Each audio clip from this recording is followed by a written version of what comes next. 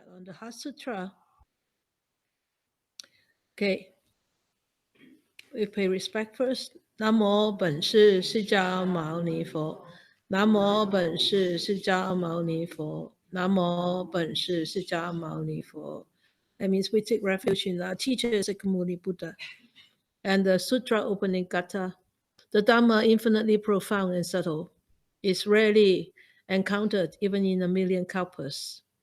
Now we are able to hear, to study, and to practice. May we fully understand and realize the Tathagata's true teachings. Okay. The Prajna Paramita Hridaya Sutra. Avalokiteshvara Bodhisattva, when practicing deeply the Prajna Paramita, perceives that all five skandhas are empty and is saved from all suffering and distress. O Shariputra, form does not differ from emptiness. Emptiness does not differ from form. That which is form is emptiness. That which is emptiness, form. The same is true of feelings, perceptions, impulses, consciousness. O Shariputra, all dharmas are marked with emptiness. They do not appear nor disappear, are not tainted nor pure, do not increase or decrease. There is emptiness, no form, no feelings, no perceptions, no impulses, no consciousness, no eyes, no ears, no nose, no tongue, no body, no mind, no color, no sound, no smell, no taste, no touch, no object of mind, no realm of eyes, and no forth until no realm of mind consciousness, no ignorance and also no extinction of it, and so forth until no old age and death and also no extinction of them, no suffering, no origination, no stopping, no path, no cognition, also no attainment. With nothing to attain, the Bodhisattva depends on Prajna Paramita, and the mind is no hindrance. Without any hindrance, no fears exist. Far apart from every perverted view, the Bodhisattva dwells in Nirvana. In the three worlds, all Buddhas depend on Prajna Paramita and attain unsurpassed, complete, perfect enlightenment. Therefore, know the Prajna Paramita is the great transcendent mantra, is the great bright mantra, is the utmost mantra, is the supreme mantra, which is able to relieve all suffering and is true, not false. So proclaim the Prajna Paramita mantra. Proclaim the mantra that says, Gade Gade Paragade Parasam Gade Bodhe Swaha. So we are the sixth lecture on the Heart Sutra, and we hardly get anywhere. we are still on the first paragraph, so you haven't missed much, but you have missed a lot because the first five are actually, I think, lay a very strong foundation for you to understand the how actually Chinese the teachings in the Chinese tradition, how are they being different from the Theravadan ones, and how we actually categorize them, and why do we have to categorize the sutra in such a way. So somebody could tell me, what did we talk about last time?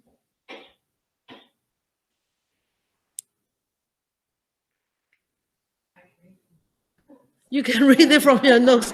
I like that every time you say it. Did your students say that to you too, whenever you ask a question? Okay.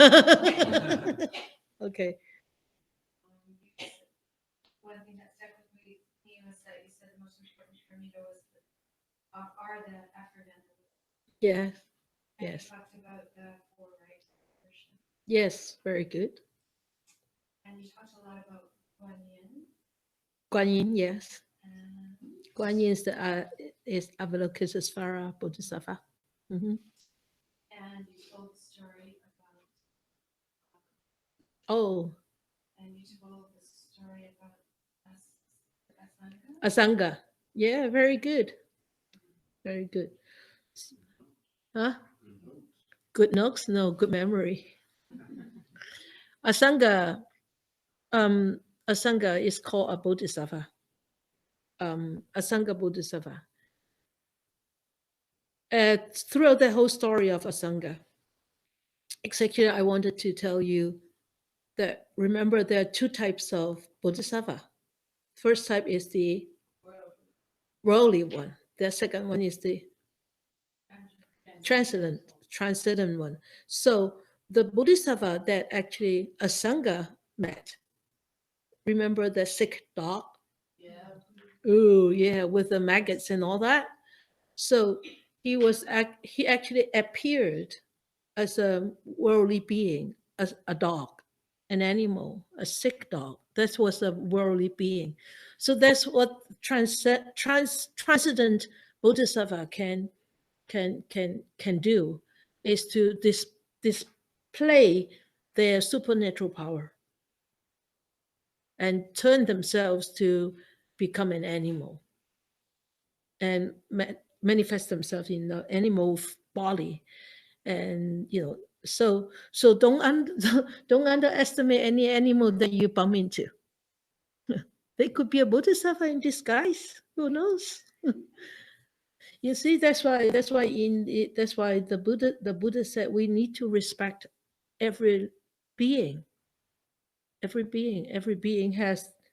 The first thing is we don't know whether they are a Bodhisattva in disguise. Firstly, secondly is every sentient being has this inner quality of Buddha nature, including a dog, including a worm. It's just that their karma, right? The karma led them to be reborn as a worm, as a dog, as a cat, because of their karma, of the past actions. Yeah, but we all have that, including us and them. Okay, so don't underestimate any living being, the Buddha nature of any living being. Okay. All right. So we have touched on the title, the Prajna Paramita Hridaya Sutra. Now we are on the first paragraph, right? First paragraph.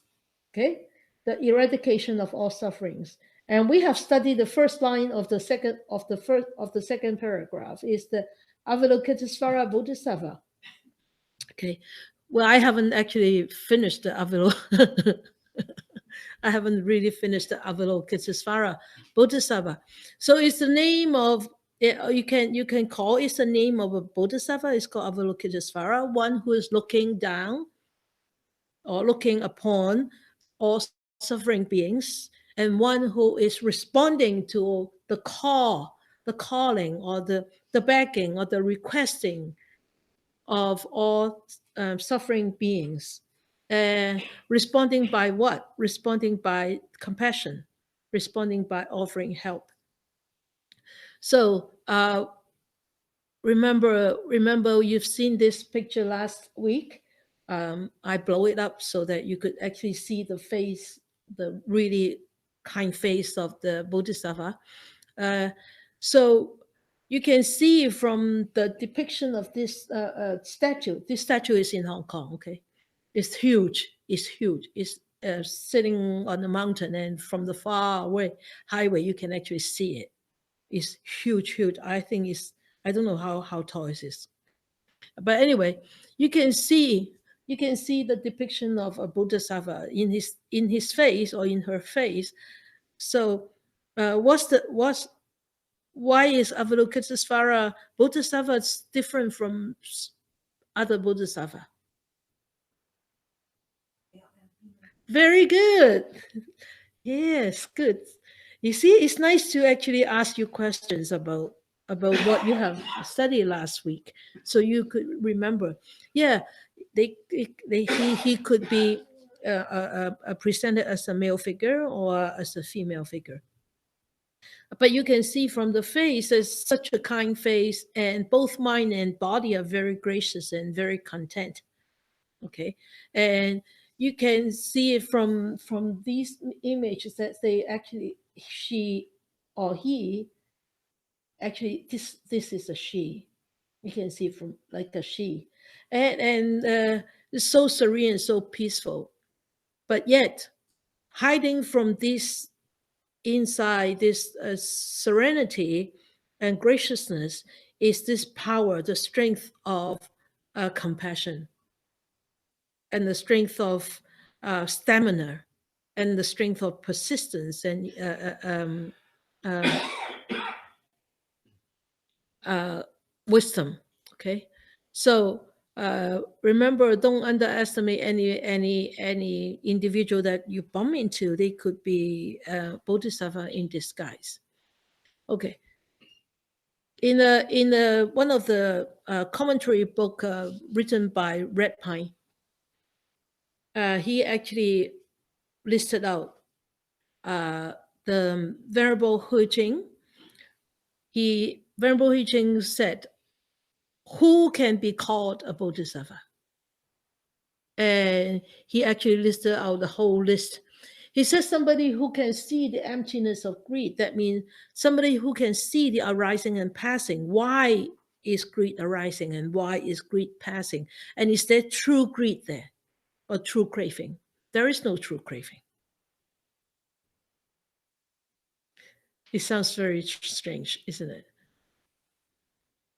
Why would craving arise? Because you see a strawberry pie. You see a strawberry pie in front of you. And you say, "Oh, that's nice. I like that strawberry pie. I really want it." But you say, "Oh no, my blood sugar is too high. I shouldn't have it." But that inner craving is lurking around, and you just keep on thinking about that strawberry pie, and you start to project things. You say, "Wow, that would be nice with a cup of hot coffee, and then fresh whipped cream on top, and then with a strawberry sauce or blackberry sauce or blueberry sauce, and then watching TV, and maybe with my boyfriend, girlfriend next to me, and all these projection." You see, you forgot. You forgot. You forgot the arising of craving. Where does it comes from? It's all this projection is actually, you go back, it's actually all start from that mind, the craving. And why would the craving would start up? Because the eye see a strawberry pie.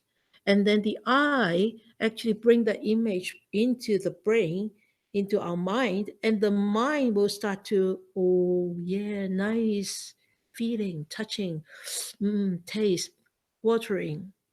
And all this start to come up. I'm swallowing too. And all these start to come into place, but one forgets that one could be aware and could stop that projection at any moment. But one forgets. So that projection goes on. That multiplication of craving and greed goes on. You see? But if we start to see that greed arises because I have stored many seeds. Let us don't talk about past life. Let's just talk about this life. We've stored so much in our mind, let alone whether they are the seeds of greed, the seeds of anger, the seeds of lust, the seeds of ignorance. You name it, we got it in there. You say, "Oh, strawberry pie. Strawberry pie. Yes, this greed is coming up. Oh, I'm aware. I'm just aware." And at that moment, when you become aware of that emotion, greed is just an emotion. Yeah. It's just something that comes up. If you don't start multiplying, you don't start projection upon that greed, then everything just stops. But we do. We make so many stories just based on one strawberry pie, the sight of one strawberry pie, right? Always, right? So if we start to see this emptiness, this cause and condition how this greed arises, then we become a master of generosity. So we won't like endlessly crave for things. We will start saying, oh, I have enough. I can start to give. Or even I don't have enough, I can still give. It doesn't matter. It's better to share than to hold on to it, right? And so it goes on, the whole list goes on. If you want to buy the book, I don't know, I can't remember the name of the book. Is it just called the Heart Sutra? Red Pine. Is it just called the Heart Sutra? Yeah, it's a very little paper book, just this size, half size, by Red Pine. And among all the books, I think it's the best commentary book. Okay, and then the second thing is that if you start to see the emptiness of sin, that means you start to see the arising. Well, I don't like the word of sin. I forgot to change this. Unskillful deeds. Remember, right? I always say, because sin is always like, there's nothing you can do. Once you're sinful, you're sinful. And I don't like that word at all. So let us replace that word with unskillful deeds. So seeing the emptiness of unskillful deeds, we see, hey, why do I have these unskillful deeds? Can I stop it? Of course we can stop it. Of course we can stop it. Of course we can correct it. Then when we start to see that, then we will eventually become a master of morality. You see, these are all duality. Yeah? Okay. And then the third one is that if you start to see the emptiness of abuse, that means you start to see the arising, the cause, the origination of abuse or impatience or whatever, or taking advantage of others. And you will start to become a master of tolerance. We cannot tolerate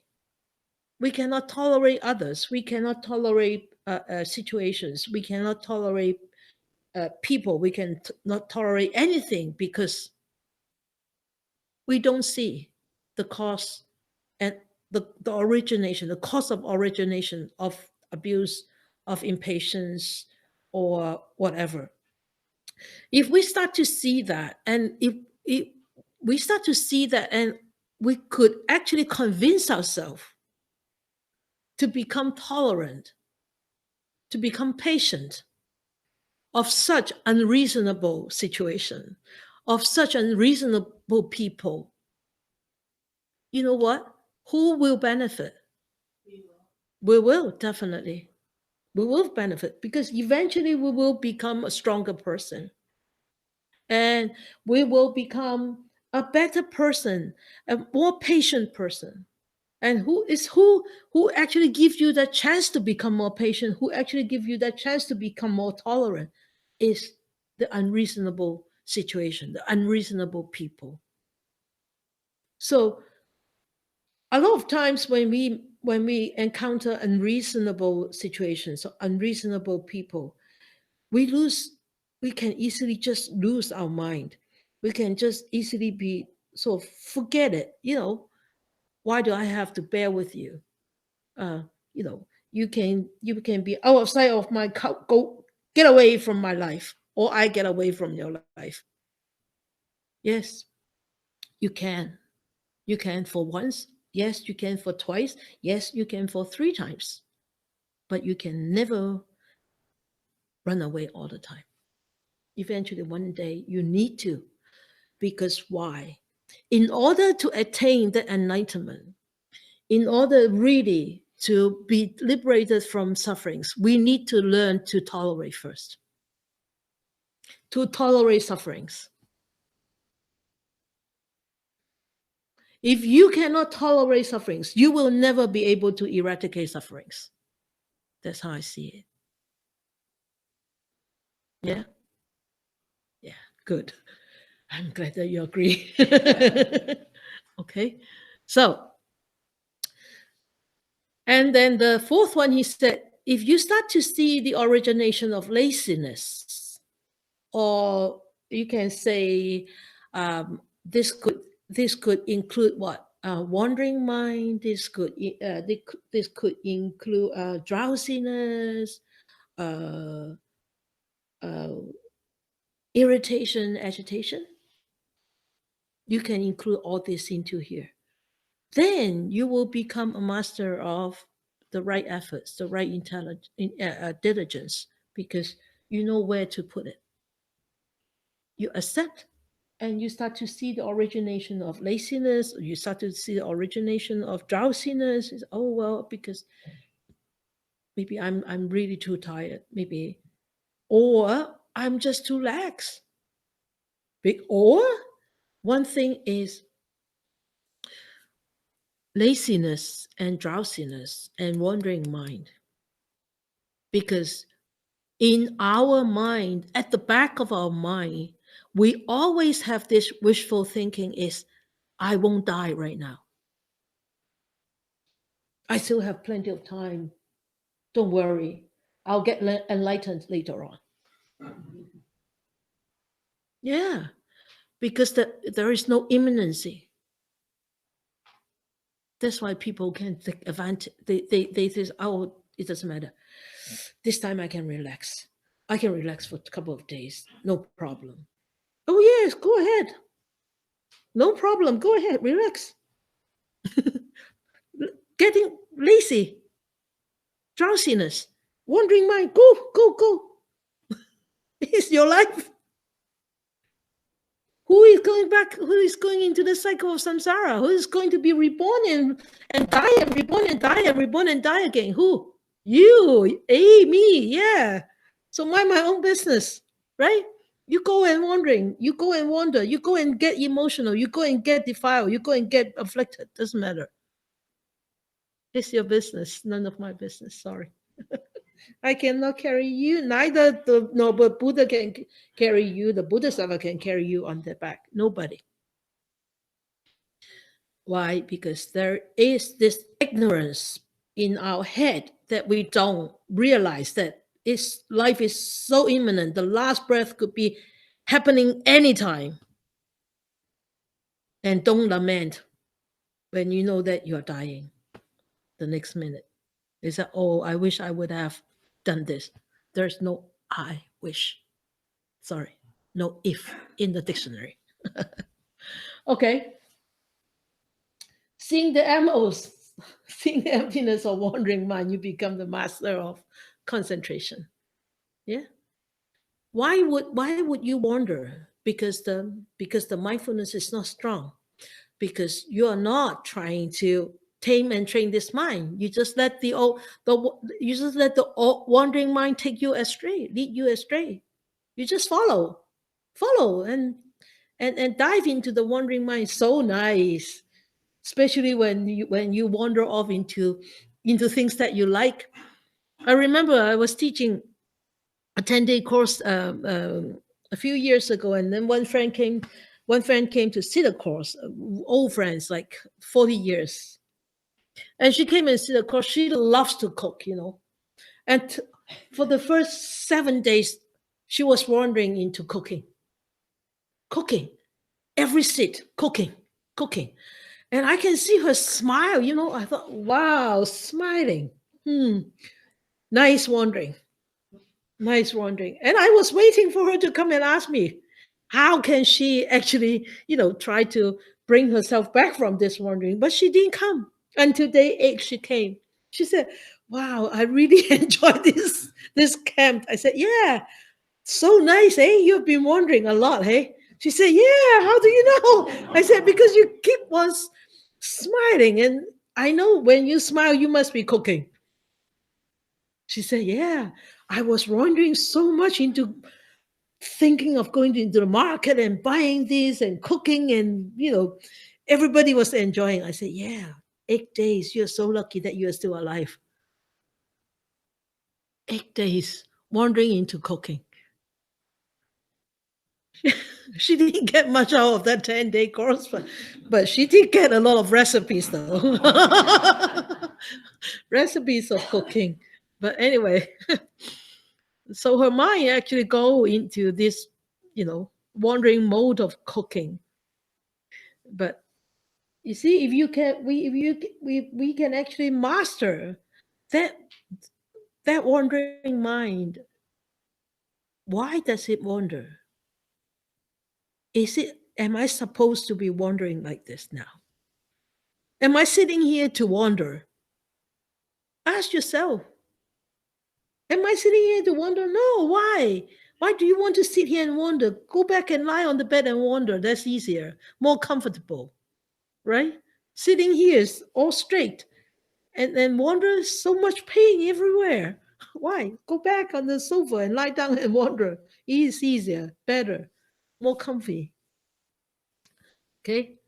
So another one, he said, seeing the emptiness of ignorance, we become a master of wisdom. It's true.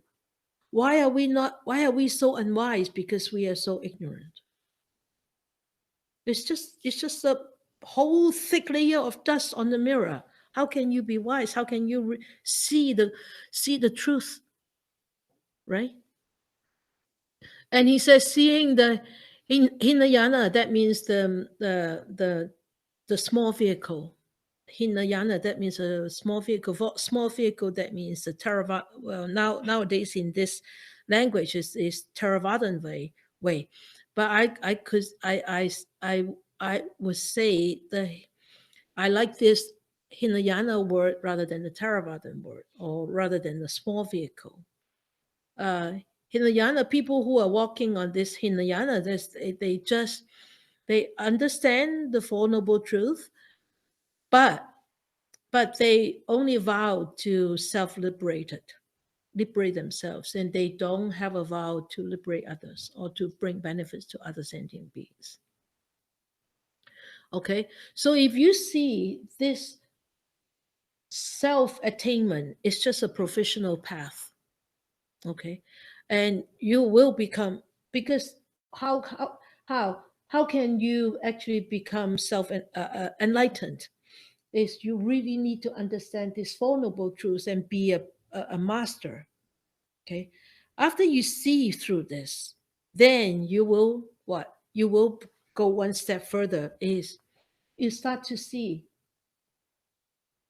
the chain of dependent origination. That means how many factors in that chain? Good. Can you name them? Ignorance, sankhara, consciousness, namarupa, no, just Yeah. rupa, Rupa. senses, contact, vedana, Vedana is feeling. Craving, clinging, becoming, birth. Right? Age and death. Age and death. Birth. Good. Yeah. Age and death. Not birth yet. Already birth. Oh. Rupa. Rupa is birth. Oh. Right? The six senses are birth already. Oh, there's no Birth is coming. on the other side. Yeah. Okay? And death. Aging, sickness, and death. The 12 links. Very, very important to understand the miseries that we cause ourselves in this life. The 12 links.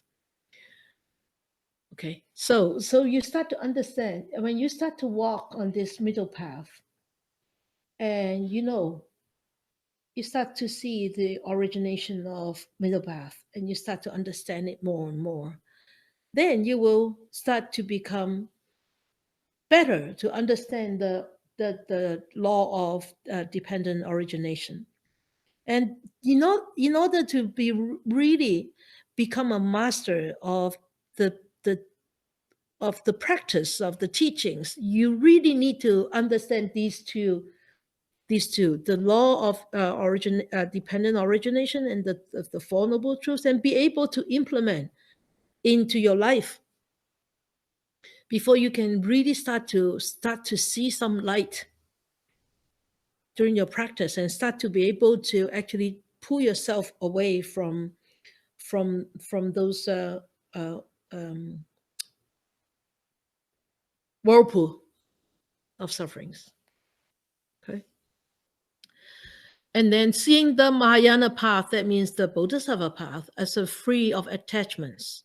Of course, in order to be able to walk on this Bodhisattva path, to become enlightened and to bring benefits to oneself, and then to be able to bring benefits to others, to help others, it's a Bodhisattva path, it's a Mahayana path. In order to become a Bodhisattva, one has to be completely eradicated, abolish all attachments. No attachments whatsoever. Because we see attachments also empty. That's the whole thing about prajna. That's the whole thing about wisdom, prajna. Okay? So Venerable Hui Jing actually said, if we are able to see the emptiness of all these, eventually we will become Bodhisattva. Ooh, nice, isn't it? Keep working, work hard. All right. So now we go into this second paragraph. Is finish Avalokiteshvara Bodhisattva, and the second sentence. Is that why this class is getting smaller and smaller? Because it's so detailed, it's so boring. And he said, it's the second sentence of the second paragraph. He said, when practicing deeply the Prajna Paramita, prajna, that means in the English language is wisdom. Paramita, that means perfection. When practicing deeply the Prajna Paramita, or when practicing the deep Prajna Paramita, you can also say that in that aspect, okay? Perceives that all five skandhas are empty and is safe from all suffering. We don't look at the blue words yet. We look at the red one, those highlighted in red. And in here is that all paramitas represent a regimen of positive spiritual development, perfections. Paramita means perfections, wonderful qualities. Okay, and in the Mahayana tradition, the practitioners are focused on the development of wisdom, but the development of wisdom has to depend on these perfections in order to bring fruition of prajna. Okay, so when practicing deeply, that means we can actually implement the quality resulting from the practice of Prajna Paramita into the daily life. That means that is the true meaning of practicing deeply. That means we are constantly be able to implement the wisdom that we have developed into how we actually deal with vicissitudes, or deal with cravings, or deal with ignorance that we encounter in life. Okay. So as I said just now, the Prajna Paramita is the fruition of all paramitas maturing and fulfilling together. So when we look at this, the prajna itself is clean, is pure, and it is wisdom, and it is complete detachment.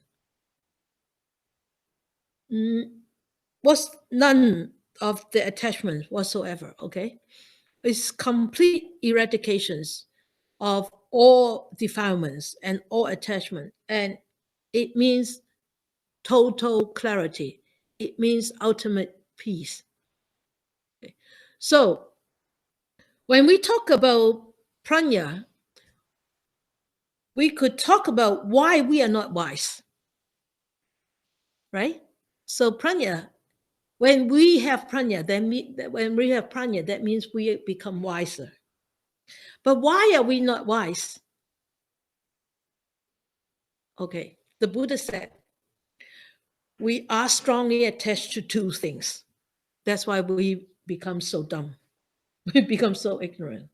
First is there's this Atma. Atma. What is Atma? Atma, that means we are attached to this self.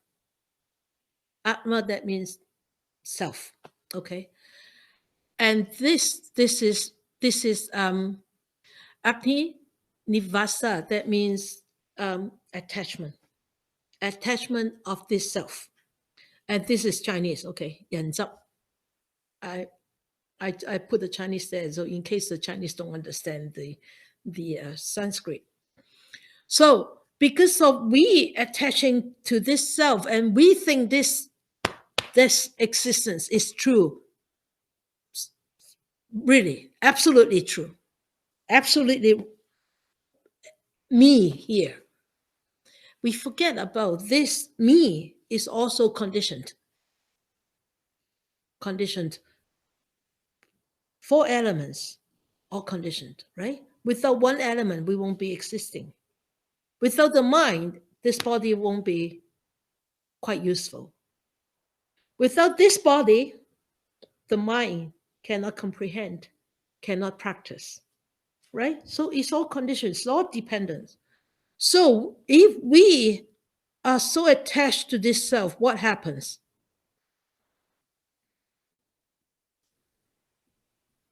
We could be wise, we could be intelligent, but that is a worldly intelligence.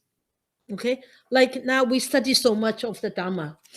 Sometimes we become so fluent in the Dharma. But Dharma are just words. You can be very fluent, but whether you are a good practitioner, whether you're really a practitioner of the Dharma is different. But here is actually talking about worldly intelligence, like your alphabets after your name. You know, A, B, C, D, PhD. Okay, those are the worldly intelligence. Okay, this will not help you to eradicate your defilements. This will not help you to liberate from your own attachments. It actually could become a hindrance, obstacle. Okay, so the realization of sunnata, that means emptiness, void, is very important. So the opposite of this self-attachment is atma sunnata. Atma sunnata, that means there's no self.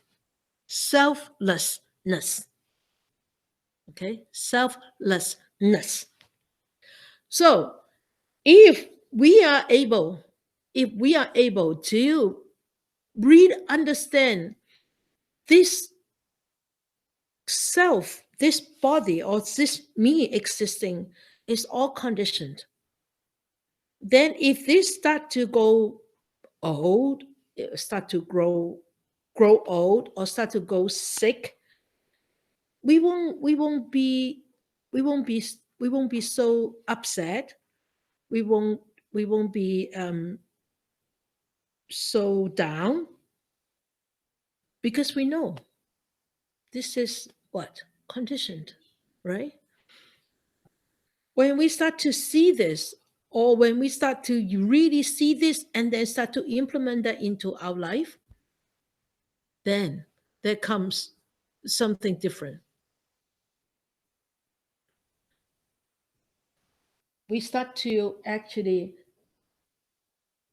cultivate this transcending wisdom, or transcendence wisdom. That means it transcends the worldly intelligence. It's a different kind of wisdom. Okay. And we actually could release ourselves from those attachments. And this selflessness state of existence actually will allow us to be really released from the three worlds of existence. Okay? The three worlds of existence. The first world is the world of desire. Okay, the world of desire. Who will be reborn in the world of desire? How many realms? Huh? Yeah. Hungry ghost. And then how many realms? 1, 2, 3, 4, 5, 6, do, re, mi, fa, sol, la, ti. 10? Really? 6. Very good. How did you guess? I told. Yeah, you remember, hey? The 6 realms, remember? The hungry ghost, the hell's realm, the animals, the demigods, and the human being and the celestials. Right? Oh yeah, 6 realms. Go back and study. Okay, so that is the world of desire. And then the second world is the world of form. Okay, that we call Rupaloka. And this world is actually being populated by people who actually dwell a lot into very strong concentration in deep jhana. And then the third world is the world of Arupaloka. Arupaloka, that means the world of formlessness. There is no form. The world of desire, and then the world of form. The world of desire has a lot strong attachment to form also. Okay. And then the world of what? Form. And then the world of formlessness. Okay, the world of formlessness is like the real the heavens, the top 4 heavens. Okay, not being bound by form. So they are able to actually cultivate this transcending wisdom. Okay, so this is because of this release from self, seeing the emptiness of self. Now, if we are able to actually transcend the 3 worlds, but still we are not completely released from all the rebirth yet.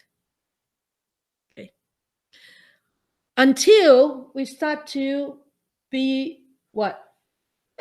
This is also an attachment to Dharma. That means attachment to everything. Like, oh, I say this is a square, and this is a Dharma, a phenomena of a paper, right?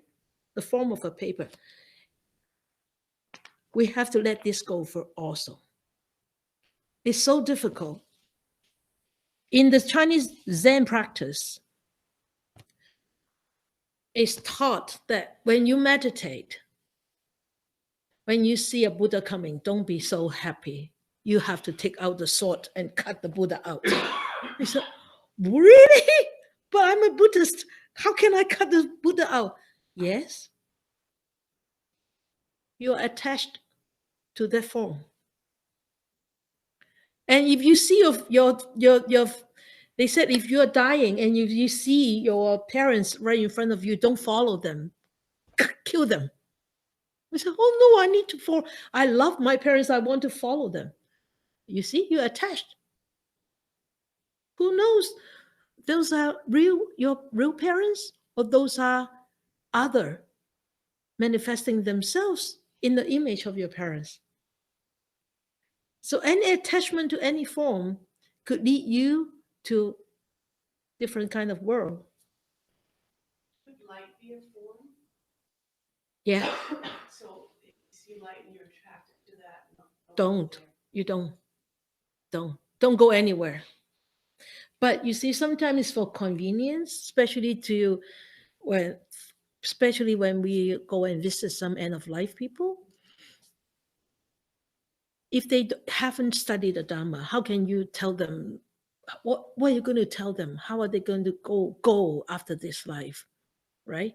So brightness is one good thing that they could follow. Okay, at least it's brightness. At least it's not dark. Okay, but if you see your parents and you follow their parents, you may end up in darkness because you don't know who actually manifest themselves in the images of your parents or of a God or of a Buddha. Okay. Yes. I thought that sometimes a parent will come and get you, so they will arrive to take you. Yeah, but how can you be sure? You still want your parents to come? That means your parents are still in that 3 realm. I don't want to see my parent when I die. I want them to be liberated, right? So that's one way of saying that. But the other way of seeing is it could be any other beings manifest themselves. What if all you saw was brightness? Huh? Your own brightness. Well, You don't have to go anywhere. You just stay in there. You don't have to go anywhere. You just be calm and stay in there. When you are in brightness, you don't want anything. You won't go anywhere. You just be there in that pure awareness. Right? Okay, it's very important. Remember, be wise. When we all die, be wise. Okay. So this when we don't attach to this Dhamma, that means we abolishes everything that we think is permanent. Okay. And we think that is non-changing. Including the physical and including the mental activity. Any activity. Okay. Then we start to go into this Dhamma Sunyata. That means the emptiness. We start to see this emptiness of Dhamma. And with this,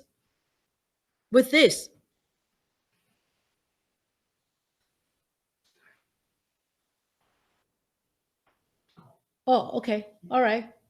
Okay. Bye-bye. Thank you. Bye-bye. Thanks for Good night. having me teaching. Thank you. Yeah. Bye. Safe drive. Thank you. So with Atma Sunyata plus Dhamma Sunyata, both of them, okay, that comes a very different wisdom. It's supra-transcending wisdom, or you can call it supra-mundane wisdom. It actually encompasses, it embodies the worldly intelligence. Also, it encompasses the transcending wisdom. Both. Pan Sifu, he cannot take that. No, he cannot take it back.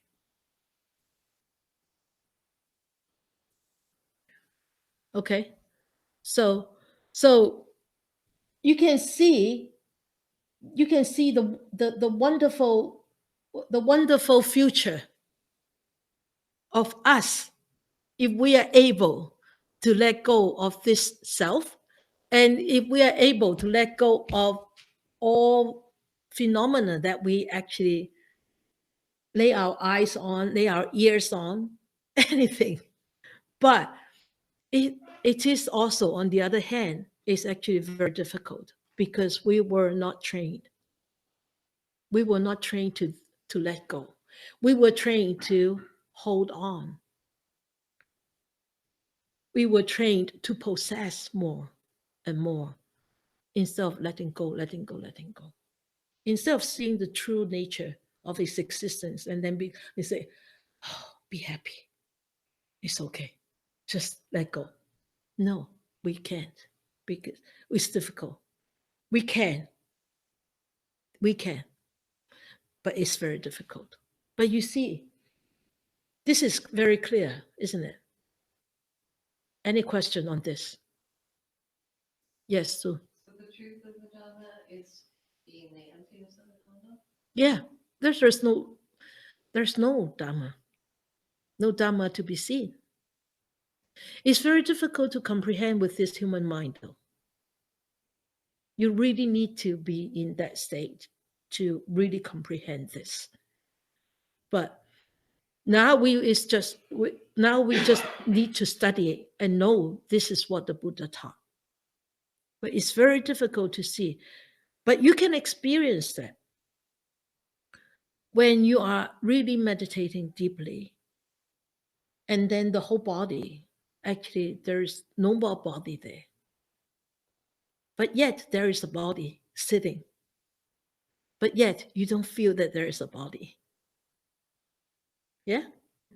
Have you experienced that? So where is the body? The body is just conditioned. It's the condition that actually put the body there. But yet when your mind is not attached to this body being existing, and your mind is in such a deep state of meditation, jhana, and you really, your mind and the mental and the physical are completely separated. Sometimes could be just part. You say, hey, where's my arm? There's no arm, or there's no legs. I used to have so much pain, but how come? It seems that I was floating, right? Why? Because the mind and the body totally separated at that time, because your mind is in that deep, clear, pure state of concentration. Agree. Okay, so that's clear on this. Clear? I told you, I warn you. Heart Sutra is very, very difficult, very deep. Okay, so the Buddha said the simile of these 6 paramitas, the 6 perfections, you can actually, it is analogous to a boat. Okay, the 6 parami. So analogous to a boat. The wood, generosity, is the wood. The wood is light enough to float, but not so light that it floats away. Like if you like a paper boat, it just floats away, right? But it's wood. We can ride on it. We can sit on it. Okay, that's generosity. And then he said, morality is just like the keel, deep enough to hold the boat upright, but not so deep that it actually it drags onto the shores. Okay, and then the tolerance is just like the hole. That means tolerance and forbearance is just like a hole, wide enough to hold a deck, but not too wide that it cannot cut through the waves. It cannot cut through the oceans. Yeah. And effort, that means diligence, right? Effort is just like the mast. The mast high enough to hold a sail so that it could sail, but it's not too high that it will what? If the mast is too high, yeah, it will tilt. It would tip the boat, right? Good. So samadhi is just like the sail. Samadhi and concentration is just like the sail. It's flat enough so that it will catch the wind of karma, and be able to use it to sail, but not too flat that it won't catch, it won't hold the breeze, right? So that's why when you want to, I don't know whether you are good in sailing, some of you might be, you have to adjust the sail, right? So that the sail will catch the wind. You want to move that way, you catch, I don't know how. I've never sailed a sail, but I've seen people sailing is they have to adjust the sail to the wind so that it holds the wind so that the boat would move to whatever direction that they want. But if the sail is too flat, then it will be ripped apart by the wind, right? We cannot sail anymore. So, and then the sixth, the wisdom is the hem. That means it's ingenious enough to give that boat the direction, but not so ingenious that it will go around in circles. right? You have done that? Okay. I think we all have done that. So the Bodhisattva who practice the paramitas actually embark on the greatest voyages. Greatest voyages. So if we want to embark on the greatest voyages, we need to develop in these 6 parameters. And some of the teachers also use a flower to describe these parameters. And I would do that too. Isn't it nice? This is from our garden. And this is my picture. My picture. And it's mine. Okay. Okay. It's 5 petals. 5 petals. 1, 2, 3, 4, 5. What's the flower's name? You don't know? Huh? I think it's a hollyhock. You know, they have a lot of colors, right? Pinkish, yeah, white, and this is a purple in our garden. Okay, so the first is generosity, 1 petal. All right. And the second one is morality, the other petal. And the third one is tolerance, forbearance, efforts, the 4th. And then the 5th one is concentration. But these petals have to be held together by a center. That's the wisdom. So wise. That's the wisdom. And so you see, these 5 parameters actually will, when they come to fruition, when wisdom come to fruition, these actually 5 parameters also come to fruition. Yeah. And because of the fruition of these 5 parameters, they can hold on to the center, and the center can hold them too. Okay. So these 5 parameters could be blind, completely blind, if there is no wisdom to guide them. For example, if we do not have wisdom to guide generosity, you have heard this story before. I'm going to tell you again. Remember, one of my students came to me, asked me, I have a brother who have been a drug addict for 20 years because I cannot bear to see him suffer going through the withdrawal effect. I am supporting him up till now. Should I stop now? I said, what do you think? She said, but I can't not stop. She's very generous to support him, but she doesn't have the wisdom. She doesn't have prajna to guide that wonderful trait of generosity. So her generosity created a long-time drug addict. You see? So ignorance. That's the ignorance guiding generosity. So is that a real trait of generosity? No. No. No. Okay? I can't finish this. Darn. Okay, never mind. We'll finish next time.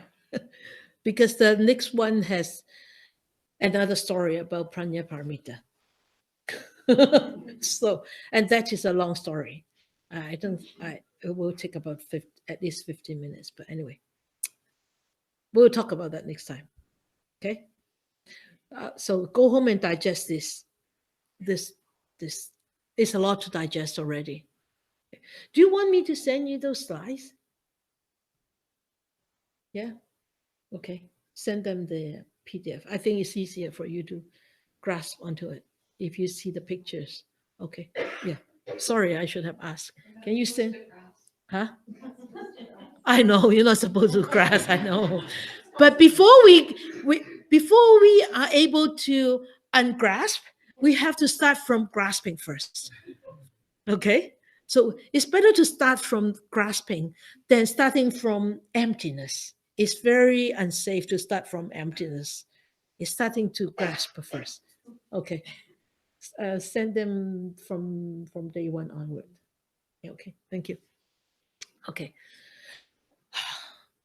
I can't teach next week. So next week we will have Jeopardy on tonight. Yeah?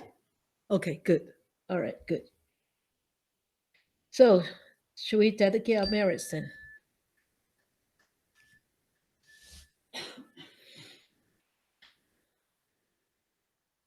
So we bring our attention back to this body, to this breath.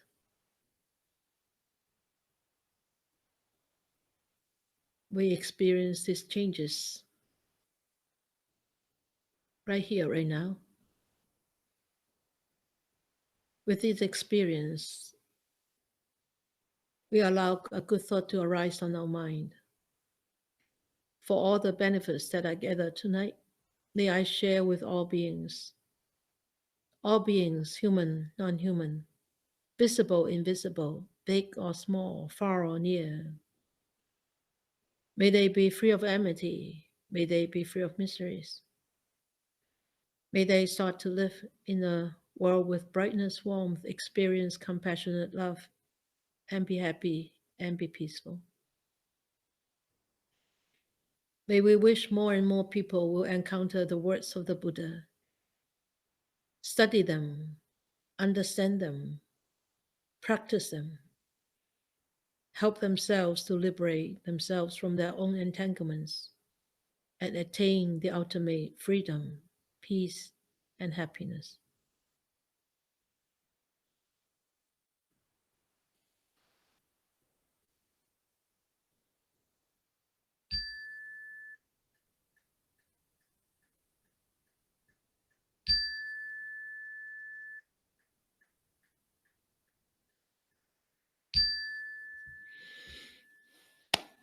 Okay, good night.